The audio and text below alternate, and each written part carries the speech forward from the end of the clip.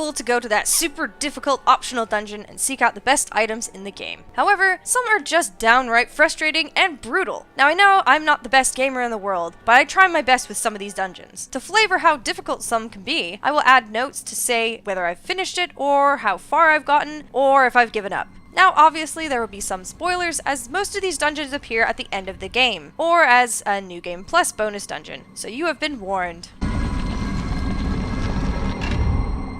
Number 10. Vortex Corridor, Grandia Extreme.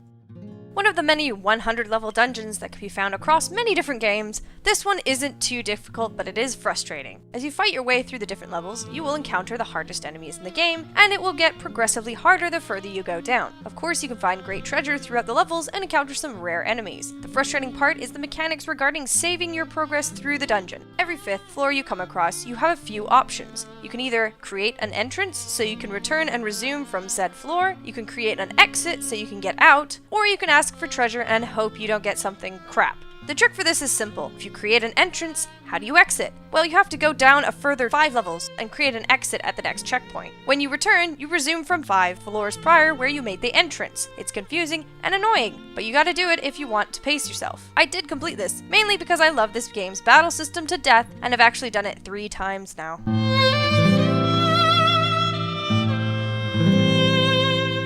Number 9. Ghost Ship Extreme, Rogue Galaxy.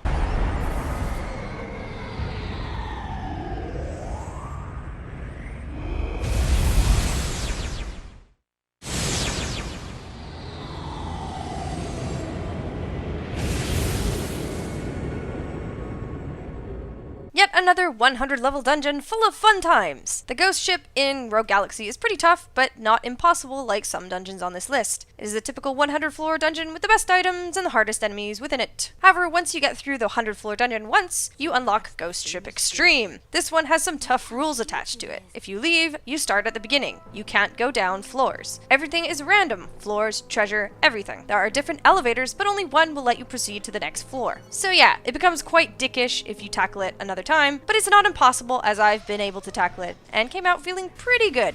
Here they come. You think I'm gonna go easy?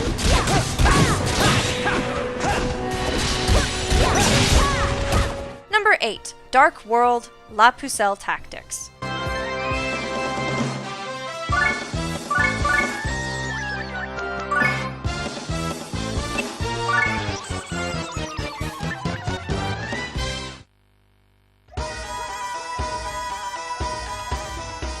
In order to get a special title for the main character, Prié, in the game La Pucelle Tactics, you are tasked with defeating 20 level 500 plus overlords and 1 level 700 plus overlord in a single run through in the Dark World. Not only that, but the Dark Energy Index, something that you increase by killing your allies and makes tougher enemies appear, has to be at 300%. At the end of my game, I never even came close to achieving this, as I couldn't take on the Dark World with a 120% index without dying horribly, let alone taking on enemies several hundred levels higher than me. If I had stuck with the game a bit longer, I may have been able to do this, but as of right now, no. If you have managed to do this, bravo. I don't think I'll ever achieve this sort of feat.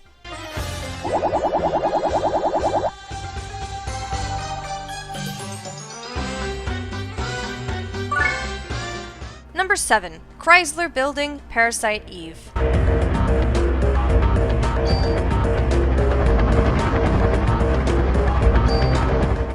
A dungeon just short of 100 levels, this 77 level dungeon takes place in the Chrysler Building in New York, where Parasite Eve takes place. This can only be accessed after defeating the game once over, unlocking after you have the option to select from the city map in Chapter 2. Like most dungeons, you climb it, it gets harder, the loot is better, every 10 floors is a boss fight, and after said boss fight, you get an elevator key to leave and come back with ease, unlike Grandia Extreme's terrible setup. If you tackle it as soon as you begin your EX game, you can maybe make it to level 30 before wanting to kill yourself. If you know the game's battle mechanics, you know that you will have to position yourself right, study movesets, manage items, and get good. The most difficult boss I found wasn't the last one, but the one before it if you're not fully prepared. Thankfully, you can start another New Game Plus, and you will retain the elevator keys you managed to earn, so yay, working game mechanics. As for completion points on my end, yes, I have done this, so it is possible by a normal person.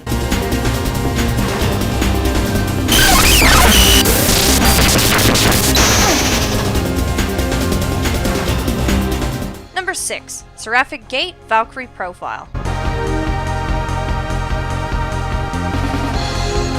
The Seraphic Gate is found across all Valkyrie Profile games, sharing similar attributes such as the dungeon is massive, has one save point at the beginning, there are powerful enemies and bosses that are often tougher than the final boss in the game, and it can be completed up to 10 times to receive the item Angel Slayer. If the claim of completing the dungeon is obtaining the Angel Slayer, then I have not done it. I have completed it once through, and that was enough for me. The Seraphic Gate that I'm focusing on is from Valkyrie Profile for PlayStation 1. As I have finished Valkyrie Profile 2's, but I accidentally saved over that file and died a little inside. Anyways, this is very difficult. When it says the enemies are tough, the first ones you encounter can obliterate you if you mess up your combos and timing. The Seraphic Gate has lots of good humor, and if you've played the game, you'll get all of them. But in order to obtain all of that, you have to go through so many brutal bosses and all of these enemies that are everywhere. So yes, it is a brutal place for anyone wanting a bit of fun. Must desire respite from thy empty existence.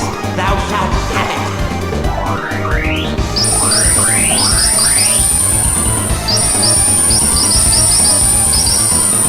Celestial Star!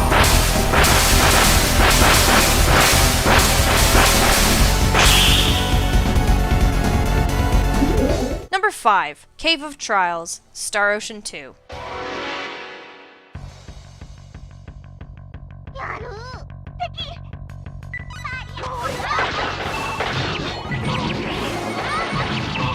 This is where the dungeons become a living hell in this list. We start off with Star Ocean 2's Cave of Trials. Like the Seraphic Gate in Valkyrie Profile, the Cave of Trials is a traditional dungeon for the Star Ocean series, and while the others are still difficult, nothing compares to this shit. There are 13 levels. What makes this dungeon an annoying shithole is the vague puzzles, gimmicks in certain levels, and the brutal difficulty of enemies. One floor has a batshit weird love story regarding the positioning of statues that is fucking annoying to do. And as you run around, you will fight monsters constantly, slowly dying and slowly exhausting all of your items. There is a floor that drains your HP and MP depending on the color of the room, and difficult enemies that can then chomp on your crippled team. There is a floor that instructs you to enter all the rooms but never loop back and enter a room twice. Each floor has a boss waiting for you and has no saves, no exits, except for on levels 6 and 11, but then you have to get back to those levels yourself. Get ready for some annoying puzzles that kill you as you run around encountering enemies with every step you take.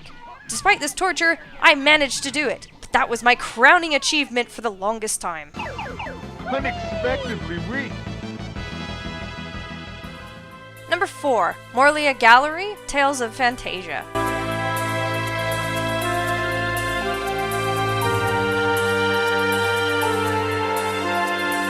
Basically take all of the Cave of Trials shit I mentioned in number 5 and put them here, but change a few things. Make it 22 floors, no exits whatsoever, no saves. It includes many puzzles in a dimly lit maze full of gas that depletes your health with every step you take. It's a nightmare! Die once and it's all lost. What stands out the most is the amount of enemy fights. You can literally take a step and another enemy will be on you. And it won't be easy enemies. No, of course not. These are like revisited bosses amped up for your chance to fight. 50,000 HP enemies that give crap experience and gold that aren't worth your time. I have attempted this dungeon and I have only completed it through the use of an emulator and having the ability to save. So have I really finished it? No, I have not. And nor will I ever will. So why even do this dungeon?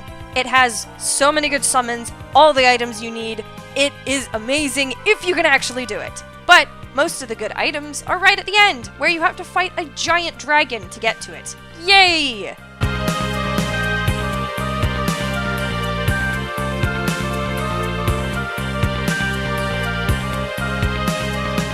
Number 3. The Abyss, Wild Arms 3.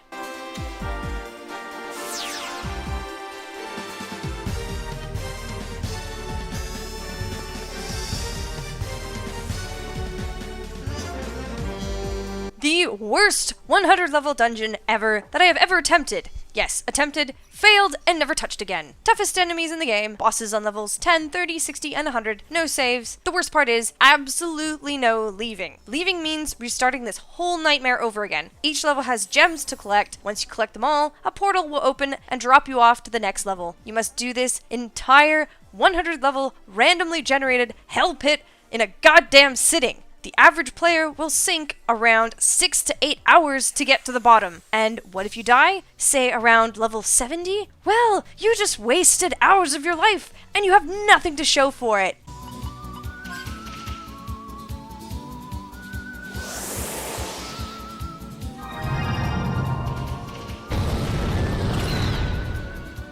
Number 2, Ancient Cave, Lufia 2, Rise of the Sinistrals.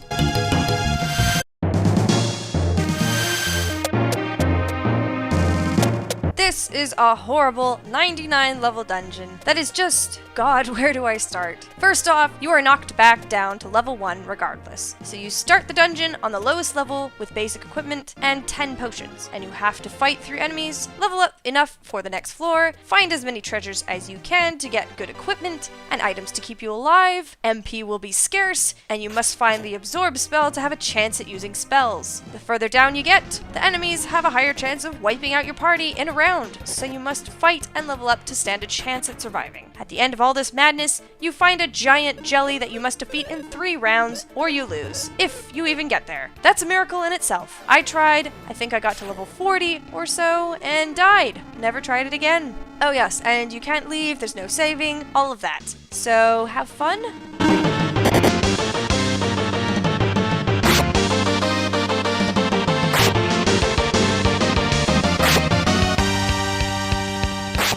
Number 1, Tower of Druaga, Tales of Destiny.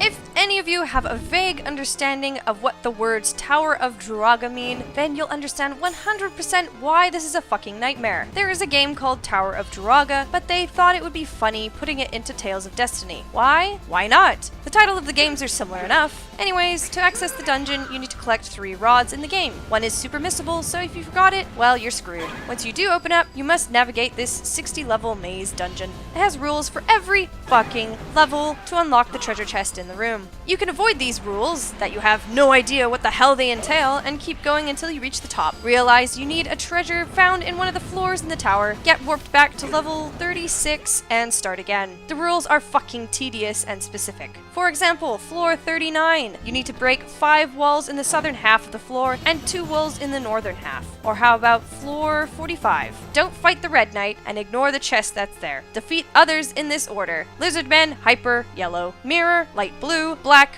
blue. A new chest will appear. How are you supposed to know these fucking specific quirks? The answers are apparently hidden across the game from NPCs talking nonsense. Because you totally take them seriously, why the fuck would you do that? Why would you put the rules with stupid NPCs? You clearly need a guide online, but that's kind of like cheating, but it's the only way possible that you can actually tackle this. I clearly haven't finished this, nor will I ever touch this, because it's so fucking ridiculous.